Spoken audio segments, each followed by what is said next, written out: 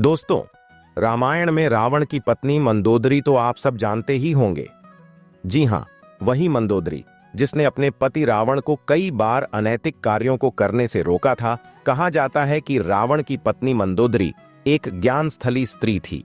वह इस युद्ध का परिणाम जानती थी, इसलिए वह हमेशा से ही इस युद्ध के खिलाफ थी। जब रावण द्वारा माता सीता के हरण की बात मंदोदरी को पता चली, तो वह उस समय भी रावण को माता सीता को सम्मान पूर्वक भगवान श्री राम को लौटाने की सलाह दी थी। लेकिन हठी रावण ने मंदोदरी की एक भी बात नहीं सुनी और लंका का विनाश हो गया। राम रावण का युद्ध हुआ जिसमें रावण मारा गया और मंदोदरी चाहकर भी उसे बचा नहीं पाई। लेकिन क्या आप यह जानते हैं कि रावण के मरने के बाद मंदोदरी का क्या हुआ? क्या सच में रावण के बाद मंदोदरी ने विभीषण से दूसरी शादी कर ली थी? अगर आप भी इन प्रश्नों का जवाब जानना चाहते हैं तो इस वीडियो के अंत तक जरूर बने रहिएगा। लेकिन दोस्तों, वीडियो में आगे बढ़े उससे पहले नए व्यूअर्स चैनल को सब्सक्राइब करके बेल आइकन को प्रेस कर दें ताकि हमारी आने वाली वीडियो की हर एक नोटिफिकेशन आपको मिलती रहे। चलिए वीडियो शुरू करते हैं। दोस्तों, लंका का आकाश लाल हो चुका था, युद्ध समाप्त हो गया था और रावण का अंत हो चुका था। राम ने धर्म की स्थापना कर दी थी, लेकिन लंका के महलों में एक अजीब सी खामोशी छाई हुई थी। मंदोदरी, जो कभी स्वर्ण महल की रानी थीं, आज विधवा होकर अकेली खड़ी थीं। उनके चेहरे पर गहरा दुख था, लेकिन आंखों में एक अजीब सी दृढ़ता भी झलक रही थी। रावण की मृत्यु के बाद मंदोदरी के पास दो ही विकल्प थे, या तो वह सती हो जाएं, जैसा कि उस युग की परंपरा थी, या फिर अपने जीवन का नया अध्याय लिखें। लेकिन मंदोदरी कोई साधारण स्त्री नहीं थी। वह रावण की पत्नी थीं, एक योद्धा, एक विदुषी और सबसे महत्वपूर्ण बात, अपनी इच्छाओं की स्वामिनी। रात गहरी हो चुकी थी। मंदोदरी अपने कक्ष में बैठी सोच रही थीं कि अब क्या किया जाए। तभी उनके सामने अचानक नारद मुनि प्रकट हो गए। नारद जी की आदत थी कि जहां भी कुछ असामान्य होता वहां पहुंच जाते।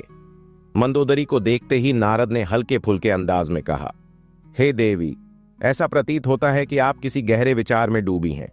कहीं नया विवाह करने की सोच तो नहीं रही? नारद के इस सवाल से मंदोदरी चौंक गईं। उन्होंने नारद की ओर देखा और कहा, मुनिवर, आप जानते हैं कि मेरे मन में कितना दुहक है। रावण के बिना मेरा जीवन अधूरा है। लेकिन क्या आप सच में सोचते हैं कि विवाह मेरे लिए उचित होगा? नारद मुस्कुराए और बोले, मां, विवाह केवल साथ पाने का माध्यम नहीं है, बल्कि एक नई शुरुआत का प्रतीक भी है। क्या आपने कभी सोचा है कि लंका के भविष्य के लिए आप कितना महत्वपूर्ण योगदान दे सकती हैं? मंदोदरी को पहली बार यह विचार आया कि लंका के भविष्य के लिए उन्हें आगे आना होगा। लेकिन सवाल यह था कि वह किससे विवाह करें। कुछ ही दिन बाद राम ने विभीषण को लंका का राजा घोषित कर दिया। लंका के लोग विभीषण को स्वीकार तो कर रहे थे, लेकिन उनमें एक सवाल हर किसी के मन में था, क्या विभीषण रावण की विरासत को संभाल पाएंगे? एक दिन मंदोदरी ने विभीषण को राजमहल में बुलाया। विभीषण अब राजा तो बन गए थे, लेकिन उनके चेहरे पर आत्मविश्वास की कमी थी। मंदोदरी ने स्पष्ट शब्दों में कहा, विभीषण जी, लंका के भविष्य के लिए हमें साथ आना होगा। क्या आप मेरे साथ विवाह करने का प्रस्ताव स्वीकार करेंगे? विभीषण यह सुनकर हैरान रह गए। यह वही मंदोदरी थीं जो कभी उनके बड़े भाई की पत्नी थीं। लेकिन मंदोदरी का प्रस्ताव सुनकर उन्हें समझ में आ गया कि यह केवल व्यक्तिगत निर्णय नहीं है, बल्कि एक राजनीतिक और सामाजिक निर्णय है। अगले दिन लंका की राज्यसभा में यह खबर फैल गई कि मंदोदरी और विभीषण का विवाह होने जा रहा है। सभा में हड़कंप मच गया। एक ओर कुछ लोग इस निर्णय का समर्थन कर रहे थे, तो दूसरी ओर कुछ पुरोहित और मंत्री इसे अनैतिक बता रहे थे। वहीं सभा में एक वृद्ध मंत्री खड़ा हुआ और बोला, देवी, मंदोदरी ने हमेशा लंका की भलाई के लिए निर्णय लिए हैं। अगर वह ऐसा सोच रही हैं, तो हमें उनके निर्णय पर सवाल नहीं उठाना चाहिए। आखिरकार विवाह का दिन आ गया। मंदोदरी और विभीषण का विवाह लंका के इतिहास का सबसे अनोखा विवाह था। यह विवाह केवल दो व्यक्तियों का नहीं, बल्कि दो विचारधाराओं का संगम था। विवाह के दौरान राम और सीता स्वयं उपस्थित हुए और मंदोदरी को आशीर्वाद दिया।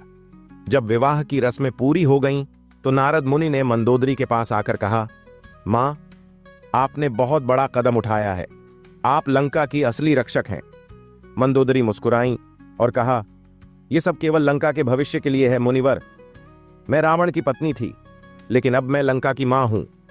विवाह के बाद मंदोदरी और विभीषण ने मिलकर लंका को पुनः एक स्वर्णिम राज्य बनाया।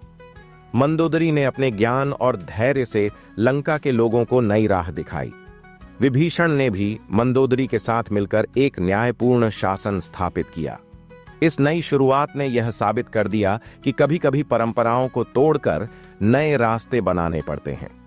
मंदोदरी का यह निर्णय इतिहास में हमेशा याद रखा गया कि कैसे एक स्त्री अपने जीवन के हर पहलू में न केवल खुद को साबित कर सकती है, बल्कि पूरे समाज को नई दिशा दे सकती है।